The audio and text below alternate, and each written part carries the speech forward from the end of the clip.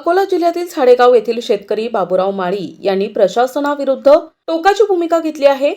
शासनाच्या हमीभाव योजनेअंतर्गत नाफेडच्या अंदुरा केंद्रावर विक्री केलेल्या सोयाबीनचे पैसे वर्षभरापासून थकीत असल्यानं येत्या 30 जानेवारीपर्यंत हे पैसे जमा न झाल्यास थेट कंपनीसमोर आत्मदहन करण्याचा इशारा त्यांनी दिलाय। याबाबत त्यांनी आज जिल्हाधिकारी वर्षा मीना यांना लेखी निवेदन सादर केलंय।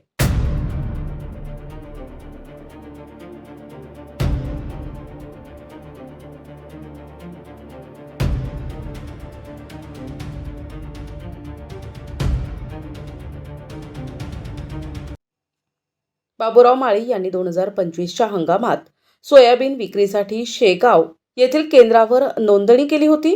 मात्र खरेदीची अंतिम मुदत जवळ आल्यानं त्यांनी अंदुरा येथील नाफेड केंद्रावर आपल्या शेतमाल विक्री केला। त्यांच्याकडे या खरेदीच्या लॉट एंट्री पावत्याही उपलब्ध आहेत। धक्कादायक बाब म्हणजे मार्च 2025 पासून जिल्हाधिकारी, जिल्हा पणन अधिकारी आणि नाफेडकडे वारंवार तक्रारी करूनही या शेतकऱ्याला अद्याप 1 रुपयाही मिळालेला नाही। या प्रकरणी अंदुरा ॲग्रो कंपनीवर गुन्हे दाखल करण्यात आले असून शासनाने या कंपनीला काळ्या यादीतही टाकले आहे। परंतु प्रशासकीय कारवाई झाली असली तरी शेतकऱ्याच्या पदरात मात्र निराशाच पडली आहे।